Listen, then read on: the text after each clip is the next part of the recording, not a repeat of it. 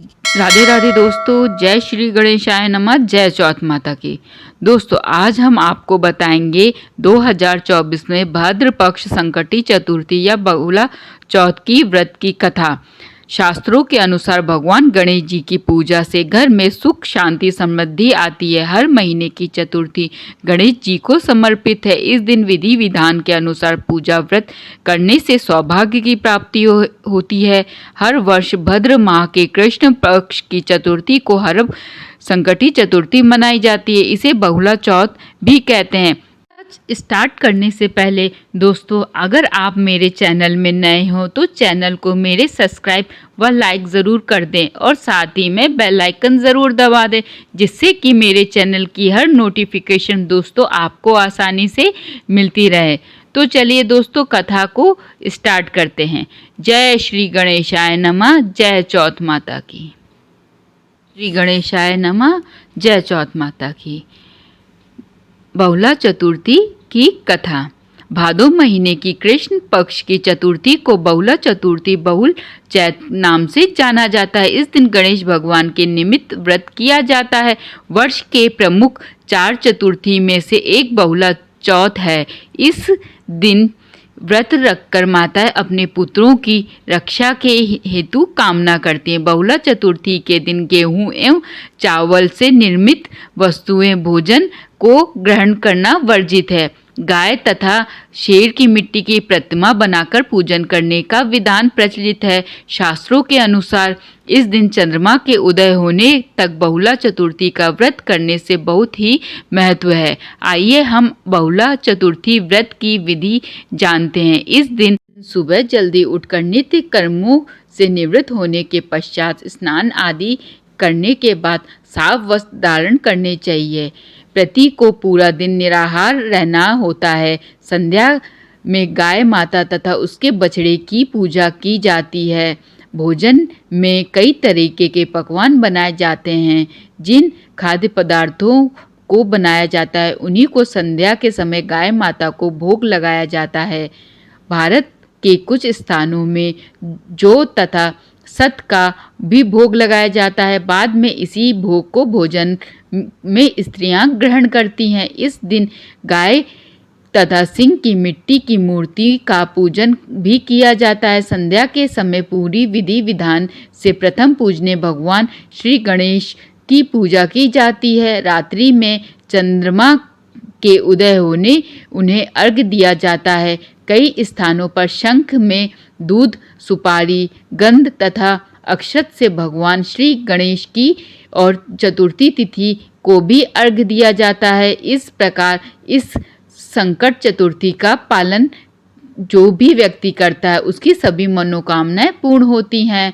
व्यक्ति को मानसिक तथा शारीरिक कष्टों से छुटकारा मिलता है। जो व्यक्ति संतान के लिए व्रत नहीं रखते उन्हें संकट, विघ्न तथा सभी प्रकार की बाधाओं से दूर करने के लिए इस व्रत को अवश्य करना चाहिए। आइए अब हम इस व्रत से जुड़ी कथाओं का श्रवण करते हैं। गांव में एक ब्राह्मण के घर बहुला नामक एक गाय थी। बहुला गाय का एक बछड़ा था। बहुला को संध्या समय में घर वापस आने में देर हो जाती तो वह उसका बछड़ा व्याकुल हो उठता था। एक दिन बहुला घास चरते चरते अपने झुंड से बिछड़ गई और जंगल में काफ़ी दूर निकल गई। जंगल में वह अपने घर लौटने का रास्ता खोज ही रही थी कि अचानक उसके सामने एक खूंखार शेर आ गया। शेर ने बहुला पर झपट्टा मारा। तब बहुला उससे विनती करने लगी। उसका छोटा सा बछड़ा है, सुबह से उसकी राह देख रहा है।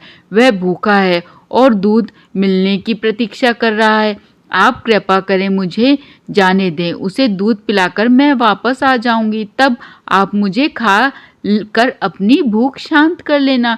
शेर को बहुला पर विश्वास नहीं था कि वह वापस आएगी। तब बहुला ने सत्य और धर्म की शपथ ली और सिंहराज को विश्वास दिलाया कि वह वापस जरूर आएगी। ने बहुला को उसके बछड़े के पास वापस जाने दिया।